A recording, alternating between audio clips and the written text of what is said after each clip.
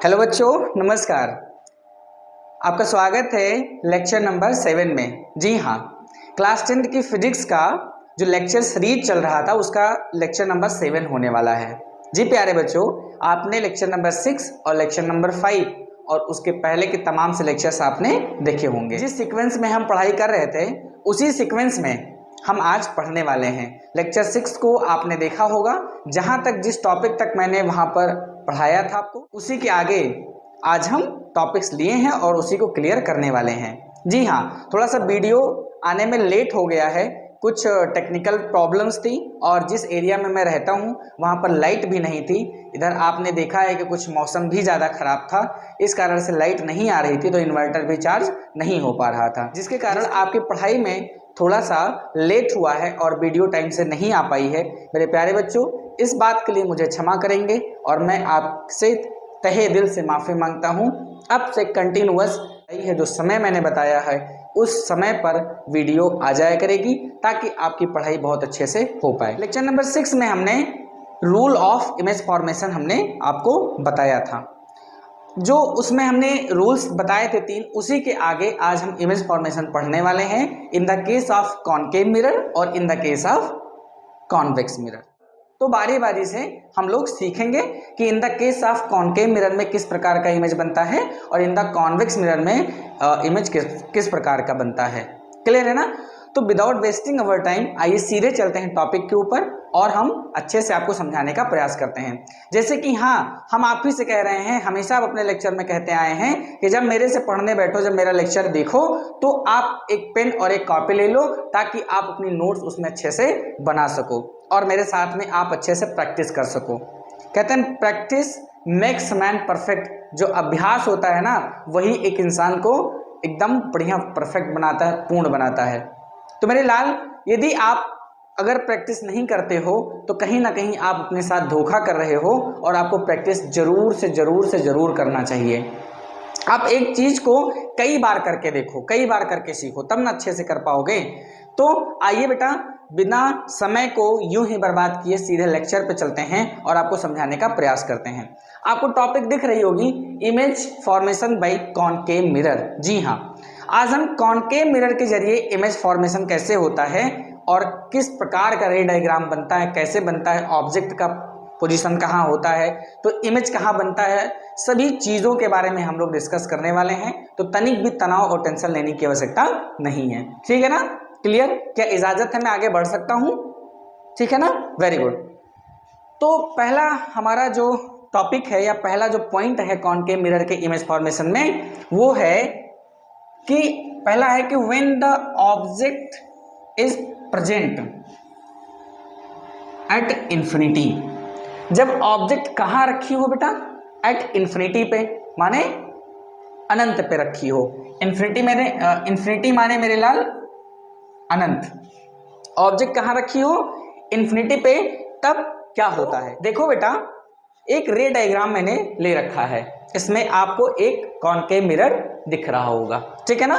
Concave mirror के इधर मैंने कहीं कॉनकेव मिरर से ज्यादा दूर जो है डॉटेड लाइन है, ये किसी दूरी को दिखा रही है कि इधर कहीं इन्फिनिट है, इधर कहीं इन्फिनिटी है। देखो, है ना? तो जब मैं अगर कॉनकेव मिरर के आगे इधर कहीं पे इन्फिनिटी पे कोई ऑब्जेक्ट लेता हूं मेरे लाल, तो देखो क्या होता है। The rays that come from infinity, जो लाइट रेज इन्फिनिटी से आती हैं, आर सपोज्ड, उनको मान लिया जाता है कि टू कम, वो आ रही हैं या आती हैं parallel to the principal axis. Principal axis के पैरेलल। प्रिंसिपल एक्सिस कौन? ये वाली लाइन है हमारी, वो है हमारी प्रिंसिपल एक्सिस, है ना? नहीं दिख रहा है ना? चलो मैं बता दे रहा हूं। ये हमारी लाइट रे, ये हमारी लाइन क्या है? ये है हमारी प्रिंसिपल एक्सिस। तो हमने क्या कहा कि अगर इन्फिनिटी पे कोई ऑब्जेक्ट रखी हुई है तो उससे आने वाली जो लाइट रेज है उसको मान लेते हैं कि प्रिंसिपल एक्सिस के पैरेलल ऐसे ऐसे आ रही है। सो इस प्रकार all the rays after reflection meet at a focus.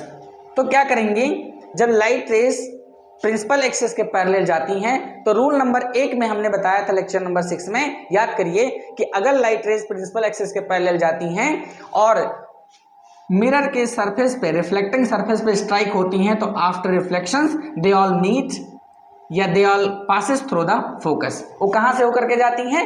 Focus से होकर के जाती हैं। क्लियर है? कोई दिक्कत की बात? तो देखो ये लाइट रेज ऐसे जा रही है और पास होके कहाँ से निकल रही है? एफ से। सेम कहानी, ये लाइट रेज जा रही हैं और रिफ्लेक्शन के बाद कहाँ से होकर निकल रही है? यहाँ से निकल रही है। ठीक है ना?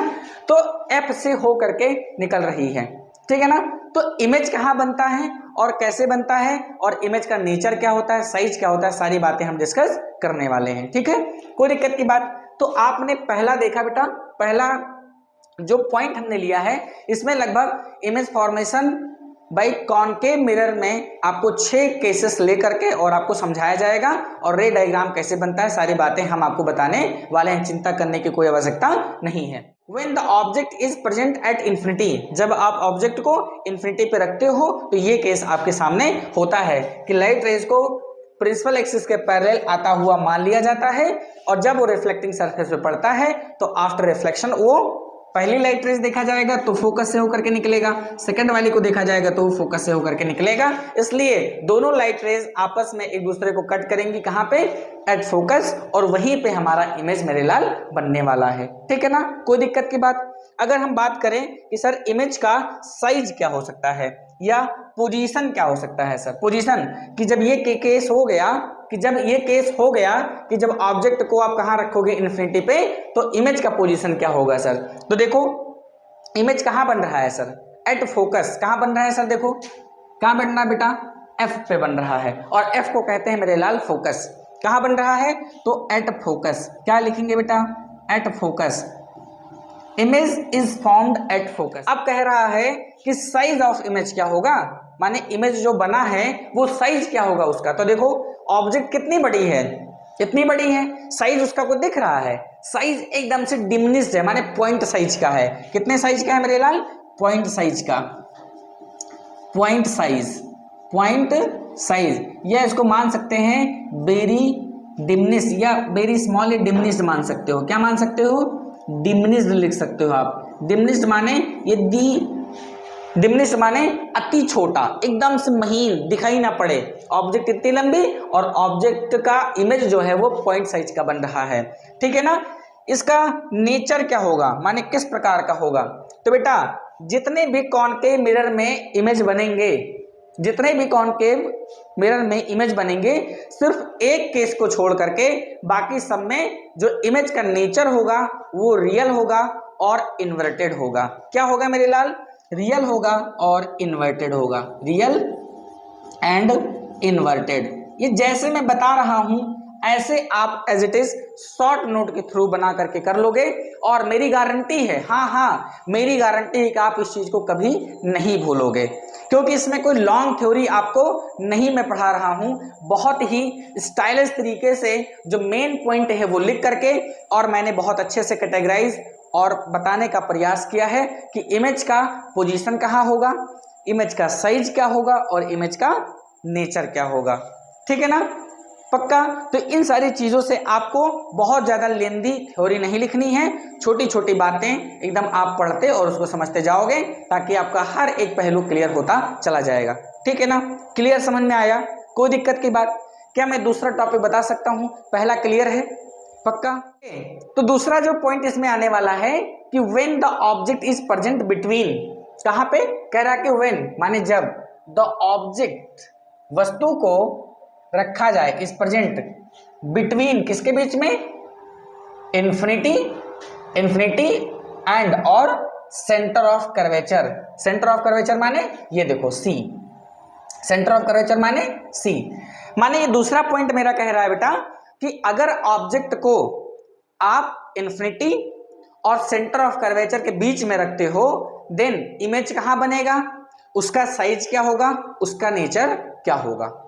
क्या मैं आपको दूसरा पॉइंट समझा पा रहा हूं? समझ में आ रहा है अच्छे से? ये दूसरे केस को सॉल्व करते हैं कि अगर ऑब्जेक्ट को जैसा हमने अभी बताया कि इन्फिनिटी और सेंटर ऑफ कर्वेचर सी के बीच में रखा जाए, तो देखो मेरे लाल मैंने एक रे डायग्राम लिया हुआ है और ये है आपका सी, ये आपका सी और इधर है इन्फिनिटी, इधर क्या है? इन्फिनिटी। तो देखो सेंटर ऑफ कर्वेचर सी और इन्फिनिटी के बीच में मैंने एक ऑब्जेक्ट ए बी लिया हुआ है, ये हमारी एक ऑब्जेक्ट है। क्या मेरे लाल? ऑब्जेक्ट है ना। तो इस ऑब्जेक्ट का इमेज कहाँ बनेगा, नेचर क्या होगा और साइज क्या होगा, ये मैं बताने वाला हूं। तो यहां पर सीधा सीधा लिखेंगे कि व्हेन द ऑब्जेक्ट, यहां पे लिखेंगे है ना, यही बात लिखेंगे, when the object is placed, रखा जाता है या रखी जाती है, कहां पर? Between the infinity and C, then तब the image is formed, image बनती है। कहां बनती है मेरे लाल? इमेज इज फॉर्म्ड कहां बनती है? Between C and F, centre of curvature और फोकस के बीच में कहीं बनती है। देखो बनती कि नहीं बनती मेरे लाल, कोई दिक्कत की बात? तो इमेज इज फॉर्म्ड बिटवीन, कहां पर? Between C, centre of curvature, and focus F के बीच में बन रही है। देखो ये वाला जो बन रहा है बी डैश ए डैश, ये क्या है बेटा? इमेज है। ये क्या है बेटा? इमेज है। किसका इमेज है? इस वाले ऑब्जेक्ट का इमेज है। ठीक मेरे लाल, समझ में आया? तो यहां से पहली बात हमने बताई। तो यहां से दूसरी बात ये कह रहा है कि ऑब्जेक्ट को अगर इन्फिनिटी और सी के बीच में रखते हो तो भैया उसका जो इमेज बनेगा वो सी और एफ के बीच में बनेगा। कैसे बनेगा? तो देखो इसका रे डायग्राम भी हम आपको समझा दे रहे हैं, हालांकि आप देख करके समझ तो गए ही होंगे। कि मान लिया कि अगर ये ए बी एक ऑब्जेक्ट है तो रूल के हिसाब से पहली लाइट रे जाएगी प्रिंसिपल एक्सिस के पैरेलल और जा करके टकराएगी किससे? रिफ्लेक्टिंग सरफेस से, और टकरा करके फोकस से होकर के निकल जाएगी। तो अगर ये लाइट रे जा रही है मेरे लाल ऐसे और टकरा करके अगर उसी पे आ रही है और ये वाली इधर को जा रही थी, तो दोनों एक दूसरे को कहाँ कट कर रही हैं, इंटरसेक्ट कहाँ कर रही हैं? इस वाले पॉइंट पे। तो इसके अगर परपेंडिकुलर एक लाइन खींचें तो यही हमारा क्या होगा? इस ऑब्जेक्ट ए बी का बी डैश ए डैश इमेज होगा। ठीक है ना। इतनी सी बात मेरे लाल आपको सिर्फ ध्यान में रखनी है। अब फिर यहां पर वही तीन बातें निकल के आती हैं कि पोजीशन ऑफ इमेज क्या होगा, और साइज ऑफ इमेज क्या होगा, और नेचर ऑफ इमेज क्या होगा। तो मेरे लाल नेचर इसमें हमेशा जो हमने अभी आपको बताया कि एक केस को छोड़ करके, अभी एक केस आएगा छठे नंबर पे या पांचवें नंबर पे, एक केस को छोड़ करके बाकी सब केस में जो इमेज बनेगा वो रियल बनेगा और इन्वर्टेड बनेगा। क्या मैंने कहा? एक केस को छोड़ करके बाकी जितना भी इमेज बनेगा वो रियल बनेगा और क्या बनेगा? इन्वर्टेड बनेगा। तो अगर हम बात करें नेचर ऑफ इमेज में तो पहले लिख लो आप रियल, क्या लिख लो? रियल लिख लो, रियल एंड इन्वर्टेड। इन्वर्टेड माने क्या होता है बेटा? इन्वर्टेड माने होता है उल्टा। देखो ऑब्जेक्ट ऐसे ऐसे है और उसका इमेज कैसे बन रहा है? ऐसे ऐसे। ऑब्जेक्ट हमने ए बी ली है और उसका इमेज बन रहा है बी ए बन रहा है, तो इन्वर्टेड हुआ कि नहीं हुआ? और हमेशा रियल बनेगा। ठीक है ना। अगर हम बात करें पोजीशन की तो कहां बन रहा है? Between the centre of curvature C and focus F. तो यहां पर हम लिख देंगे बिटवीन, किसके बीच में? बिटवीन माने बीच में, बिटवीन सी एंड एफ, सी और एफ के बीच में इमेज बन रहा है। साइज क्या होगा? तो देखो ऑब्जेक्ट हमारी इतनी बड़ी है और इमेज इतना छोटा है, माने छोटा तो है, किससे छोटा है? ऑब्जेक्ट से तो जरूर छोटा है। जो साइज ऑफ ऑब्जेक्ट है वो साइज ऑफ इमेज से बड़ा है, माने साइज ऑफ इमेज जो है वो ऑब्जेक्ट से छोटा है। तो यहां पे लिख देंगे स्मॉलर देन ऑब्जेक्ट। क्या लिख देंगे? Smaller than object, smaller than object, object से छोटी बन रही है इमेज। ठीक है ना। जो इमेज की साइज है वो ऑब्जेक्ट की साइज से छोटी है। क्या ये 2 नंबर का पॉइंट आपको समझ में आया बेटा? 2 नंबर का केस एकदम कट एंड क्लियर समझ में आया मेरे लाल, कोई दिक्कत की बात? ठीक है। क्या मैं तीसरा आपको समझाऊं? ठीक, तीसरा आके समझते हैं हम लोग। तीसरा हमारा है, कह रहा है कि when the object is present, object रखी हो अगर, कहां पे? At centre of curvature C. कहां पर? सेंटर ऑफ कर्वेचर सी के ऊपर।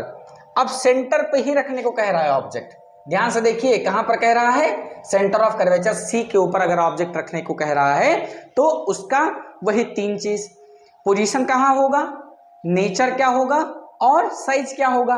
तो देखो कुछ रे डायग्राम मैंने बेटा ले रखा है और ये है हमारा एक कॉनकेव मिरर, चूंकि हम कॉनकेव के केस में पढ़ रहे हैं इसलिए ये हमारा कॉनकेव मिरर का रे डायग्राम है। अब आप देखो अगर ये कॉनकेव मिरर है तो बीच वाली लाइन हमारी क्या होगी, प्रिंसिपल एक्सिस। प्रिंसिपल एक्सिस के यहाँ पर क्या होगा, पोल होगा, जैसे हमने अपने पीछे लेक्चर्स में आपको बताया भी है, एक एक चीज का एक्सप्लेन किया था आपको। फिर यहाँ पे होगा फोकस हमारा और यहाँ पे होगा सेंटर ऑफ कर्वेचर, ठीक है ना। अब अगर हम ऑब्जेक्ट को रखें तो ऑब्जेक्ट हमारी कहाँ रखी जाएगी, सेंटर ऑफ कर्वेचर पे। तो ये देखो हमने ऑब्जेक्ट रख दी सेंटर ऑफ कर्वेचर पे। नाम क्या ऑब्जेक्ट का, ए, और ऑब्जेक्ट का बी। नाम क्या ऑब्जेक्ट का, ए बी। ये लाल हमारे, ये हमारी क्या है लाल, ऑब्जेक्ट है, ये हमारी ऑब्जेक्ट है ए और बी। हमने कहाँ रखा है, सेंटर ऑफ कर्वेचर सी के ऊपर रखा हल्कमा, ठीक है ना। अब अगर बात करें कि अगर सेंटर ऑफ कर्वेचर पे आपने ऑब्जेक्ट रख दी तो रूल नंबर 1 के हिसाब से क्या होगा, पहली लाइट रे जो जाएगी वो आफ्टर रिफ्लेक्शन कहां से होकर के जाएगी, फोकस से होकर के जाएगी। क्या ये क्लियर हुआ, रूल नंबर 1 के हिसाब से लाइट रेज ऐसे जाएगी और reflecting surface of concave mirror के पड़ेगी और after reflections it will pass through the focus, ठीक है ना। सेकेंड लाइट रेज जाएगी, सेकेंड रूल में हमने बताया था कि अगर कोई लाइट रेज प्रिंसिपल फोकस से होकर के पास हो रही है और पास होने के बाद रिफ्लेक्टिंग सरफेस पे पड़ रही है तो ये आफ्टर रिफ्लेक्शन प्रिंसिपल एक्सिस के पैरेलल इधर की तरफ निकल जाएगी। तो ये जो प्रिंसिपल एक्सिस के पैरेलल इधर निकल रही है और जो ये प्रिंसिपल फोकस से होकर के निकल रहा है, दोनों एक दूसरे को कहाँ काट रहे हैं, यहाँ पर काट रहे हैं। अगर यहाँ पर काट रहे हैं तो एक परपेंडिकुलर लाइन सी को मिलाते हुए खींचेंगे और यही आपका प्यारा सा क्या होगा मेरे लाल, इमेज होगा। क्या आपको समझ में आ रहा है, यही प्यारा सा आपका क्या होगा, इमेज होगा। तो यहाँ पे एक बात तो क्लियर हो गया कि when we place the object at a centre, जब हम ऑब्जेक्ट को सेंटर पे रखते हैं, the image is also formed at the centre, तो इमेज भी आपके सेंटर पे ही मेरे लाल बनती है ना। देन यहाँ पर क्या लिखेंगे, देन जब हम यहाँ पे रखते हैं then the image is also formed, बनती है कहाँ पर, एट सी पर। कहाँ पर बनती है मेरे लाल, सी पर बनती है, माने सेंटर ऑफ कर्वेचर पर बनती है। क्या बात क्लियर है। अगर बनती है तो यहाँ पर फिर से आपको बताना है मेरे भाई, क्या बताना है कि पोजीशन क्या होगा। तो हमने बताया कहाँ पर इमेज बन रहा है, सेंटर पर बन रहा है। तो यहाँ पर हम बाकायदा लिख देंगे एट सेंटर। क्या लिख देंगे, एट सेंटर लिख देंगे। तो साइज ऑफ इमेज क्या होगा, equal to the size of object, माने जितनी बड़ी ऑब्जेक्ट होगी उतने बड़ा उसका क्या होगा, साइज इमेज का होगा, ठीक है ना। कोई दिक्कत की बात। अगर हम नेचर की बात करें तो नेचर वही होगा, real and inverted, real and inverted, real and inverted, ठीक है ना। तो ये तीसरा पॉइंट आपको समझ में आया, कोई दिक्कत की बात, ठीक है। आगे चले, अगर हम देखें तो हमारा चौथा पॉइंट है, तो चौथे पॉइंट में हमने क्या लिया हुआ है आप देखें, व्हेन द ऑब्जेक्ट, जब ऑब्जेक्ट इज रिप्रेजेंट या present, when the object is present, रखी हो कहाँ पर, between curvature C and F. Object कहाँ रखी हो, सी और एफ के बीच में, माने सेंटर ऑफ कर्वेचर और फोकस एफ के बीच में रखी हो। तो प्यारा सा एक छोटा सा डायग्राम है, रे डायग्राम है, जिससे आप देख करके समझ पाएंगे कि ये हमारा कॉनकेव मिरर है और कॉनकेव मिरर में ये हमारी प्रिंसिपल एक्सिस है और ये हमारा पोल है, ये फोकस है और ये सेंटर ऑफ कर्वेचर है ना।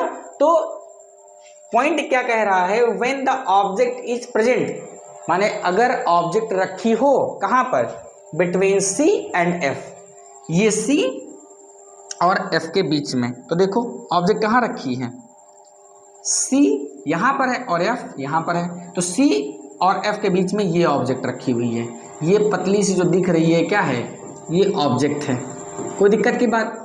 तो जब ऑब्जेक्ट रखोगे तो अकॉर्डिंग टू द रूल क्या होगा, अकॉर्डिंग टू द रूल क्या होगा मेरे लाल, तो पहली लाइट रेज जो जाएगी वो प्रिंसिपल एक्सिस के पैरेलल जाएगी और स्ट्राइक करेगी रिफ्लेक्टिंग सरफेस पे और after reflections it will pass through the focus और ऐसे निकल के चली जाएगी। ठीक है, कोई दिक्कत की बात। सेकेंड लाइट रेज जो जाएगी वो सेकेंड लाइट रेज जो जाएगी वो फोकस से होकर के जाएगी और हमने रूल में पढ़ा है कि जो लाइट रेज फोकस से होकर के जाती है और जब वो स्ट्राइक करती है रिफ्लेक्टिंग सरफेस पे तो after reflection it will pass parallel to the principal axis, principal axis के पैरेलल ऐसे इधर की तरफ चली जाएगी। तो अगर देखा जाए तो पहले वाली लाइट रेज की जो रिफ्लेक्टेड लाइट रेज है वो ये है और सेकंड वाली की जो रिफ्लेक्टेड लाइट रेज है वो ये है, दोनों दूसरे को यहाँ पर काटेंगे। अगर इस प्रिंसिपल एक्सिस के परपेंडिकुलर अगर हम एक लाइन खींचे तो हमको प्राप्त होता है बी डैश ए डैश, यही आपके इस ऑब्जेक्ट ए और बी का इमेज है। क्या है मेरे लाल, यही इसका इमेज है। तो आपने देखा कि अगर इस केस में भी ऑब्जेक्ट को सी और एफ के बीच में रखा जाए तो इमेज कहाँ बनेगा, बिटवीन कहाँ बनेगा, इमेज कहाँ बनेगा, बियॉन्ड सी, सी के आगे बनेगा। नेचर क्या होगा, real and inverted, real and inverted. Size क्या होगा, bigger than the object, bigger than the object, object से बड़ा। ठीक है ना, तो यहां पर लिख लो पोजीशन क्या होगा, बियॉन्ड, बियॉन्ड माने आगे, है ना, बियॉन्ड सी, या ऐसे लिख लो beyond centre of curvature, beyond centre of curvature. या कभी कभी इसको मेरे लाल कह दिया जाता है, यहां पर क्या देखा जाए, अगर ये इधर देखा जाए तो इन्फिनिटी है कि नहीं है, तो बिटवीन इन्फिनिटी एंड सेंटर, कहां पर, बिटवीन इन्फिनिटी एंड सेंटर के बीच में इमेज बन रहा होता है। साइज क्या होगा, bigger than the object, bigger than the object, object के साइज से बड़ा होगा मेरे लाल। नेचर क्या होगा, real and inverted, real and inverted. क्या आपको समझ में आया, कोई दिक्कत की बात। जो साइज होगा वो बिगर देन द ऑब्जेक्ट होगा और जो नेचर होगा वो क्या होगा, रियल एंड इन्वर्टेड। सिर्फ एक केस को छोड़ करके कॉनकेव वाले इमेज फॉर्मेशन में सारे रियल और इन्वर्टेड बनेंगे। ठीक, अगर हम बात करें पॉइंट नंबर 5 की बात करें तो कुछ इस प्रकार से है कि when the object is placed, अगर वस्तु को रखी जाए, अगर वस्तु को रखा जाए कहां पर, अगर ऑब्जेक्ट को रखा जाए एफ के ऊपर, कहां पे रखा जाए, फोकस के ऊपर ही अगर रख दिया जाए तो क्या होगा। तो आप देखो ये रे डायग्राम है और ये कॉनकेव मिरर है, कॉनकेव मिरर है तो ये आपका है प्रिंसिपल एक्सिस और यहां पर है पोल, यहां पर है एफ और यहां पर है सेंटर ऑफ कर्वेचर। ठीक है ना, कोई दिक्कत की बात। तो अगर ऑब्जेक्ट को देखो एफ पे हमने रख दिया तो according to the rule first light जो जाएगी वो प्रिंसिपल एक्सिस के पैरेलल जाएगी और जैसे स्ट्राइक करेगी रिफ्लेक्टिंग सरफेस पे तो after reflection it will pass through the focus. तो देखो ऐसे फोकस से होकर के ऐसे इधर की तरफ निकल जाएगी। कोई देखो सेकेंड लाइट रेज यहां से जाएगी और टकराएगी और सेंटर ऑफ कर्वेचर से होकर के देखो इधर की तरफ ऐसे आगे की तरफ निकल जाएगी। तो यहां पर अगर देखा जाए तो ये कहां पे जाकर मिलेंगे, ये कहीं पर इन्फिनिटी पे जाके मिलेंगे ये दोनों लाइट रेज अगर देखा जाए तो यहां पर। तो छठा जो पॉइंट है वो है when the object is placed between focus F और between focus F and pole, पोल और एफ के बीच में अगर ऑब्जेक्ट रखा जाए तो उसका इमेज कहां और कैसे बनेगा। तो देखो एक रे डायग्राम है और रे डायग्राम अगर है हमारा तो ये है हमारी प्रिंसिपल एक्सिस का, ये है पोल, ये है फोकस और ये है सेंटर ऑफ कर्वेचर। आप देखो जो ऑब्जेक्ट रखी है वो पोल और फोकस के बीच में पेंसिल जैसी दिख रही है, यहां पर रखा हुआ है। ठीक है ना, तो अगर देखा जाए तो इस ऑब्जेक्ट से पहली लाइट रेज जो जाएगी वो ऐसे जाएगी, आफ्टर रिफ्लेक्शन कहां से होगा, वो इधर की तरफ पास होकर के ऐसे फोकस से पास होकर के ऐसे इधर की तरफ निकल जाएगी। ठीक। और जो दूसरी लाइट रेज होगी वो सेंटर ऑफ कर्वेचर से होकर के जाएगी, है ना। दूसरी लाइट रेज पहले देखो ऐसे जाएगी और रिफ्लेक्ट होकर के सेंटर ऑफ कर्वेचर से ऐसे इधर की तरफ निकल जाएगी। अगर इन दोनों को बाहर, अगर इन दोनों को पीछे की तरफ प्रोजेक्टेड किया जाए तो दोनों कहाँ पर मिलेंगी, यहाँ पर काटेंगे एक दूसरे को। अगर इसके परपेंडिकुलर यहाँ पर प्रिंसिपल एक्सिस पे एक लाइन खींचते हैं तो यही इस वाली ऑब्जेक्ट का क्या होगा, इमेज होगा। और ये कहाँ बन रहा है, बिहाइंड द मिरर बन रहा है। कहाँ बन रहा है, बिहाइंड द मिरर बन रहा है। और इसीलिए ये क्या होगा, वर्चुअल होगा। क्या होगा मेरे लाल, तो केस नंबर 6 में यही है कि when the object is placed between focus F and pole P, अगर ऑब्जेक्ट को फोकस और पोल के बीच में रखा जाए तो इमेज का साइज क्या होगा, इमेज का नेचर क्या होगा और इमेज का पोजीशन क्या होगा। ठीक है ना। तो आप देखो पोजीशन क्या होगा, बिहाइंड द मिरर। कहां पे होगा मेरे लाल, बिहाइंड द मिरर, दर्पण के पीछे, behind the mirror, behind the mirror, दर्पण के पीछे होगा। ठीक है ना। साइज ऑफ इमेज क्या होगा, तो वेरी लार्ज। देखो ऑब्जेक्ट से ज्यादा बड़ा है ना। तो हम इसको कह सकते हैं bigger than object, bigger than object, bigger than object, object से बड़ा। और नेचर क्या होगा, तो वही जो मैं एक केस आपको बता रहा था बार बार कि कॉनकेव मिरर के केस में सिर्फ एक को छोड़ करके बाकी सब में रियल और इन्वर्टेड बनता है। सिर्फ एक केस ऐसा यही है जिसमें जो इमेज है वो अपराइट और इरेक्ट बनेगा, एकदम सीधा बनेगा और वर्चुअल बनेगा। तो यहां पर एक ही ऐसा केस है जिसमें जो नेचर है इमेज का वो क्या होगा, erect and virtual, erect and virtual, सीधा बनेगा और आभासी बनेगा और उसका पोजीशन कहां होगा, बिहाइंड द मिरर होगा। ठीक है ना। तो क्या ये सारी बातें आपको समझ में आई। आज image formation in the case of concave mirror, जिसमें हमने 6 टॉपिक्स को लेकर के आपको समझाने का प्रयास किया। बड़ी ही उम्मीद है कि आपको सारा चीज समझ में आया होगा। ठीक है। आगे आने वाले लेक्चर में हम पढ़ेंगे image formation in the case of convex mirror. छोटा छोटा पार्ट्स इसलिए मैं ले रहा हूं ताकि आपको ज्यादा बर्डन ना हो और पढ़ने में कोई दिक्कत ना हो, आसानी से सारी चीजें समझ में आए। ठीक है। तो आशा करते हैं कि आप सभी बच्चे अच्छे होंगे, अपनी पढ़ाई कर रहे होंगे, बहुत ही अच्छे से कर रहे होंगे और आप स्वस्थ होंगे, मस्त होंगे और अपनी तैयारी में बिजी होंगे। बहुत कम समय बचा हुआ है अपनी कामयाबी की तरफ, अपनी मंजिल की तरफ छोटे छोटे ही कदमों से, नन्हे नन्हे ही कदमों से बढ़ते रहेगा। ये लेक्चर नंबर 7 यहीं पर समाप्त होता है। लेक्चर नंबर 8 में मिलते हैं जिसमें हम पढ़ेंगे image formation in the case of convex mirror. जय हिंद, जय भारत।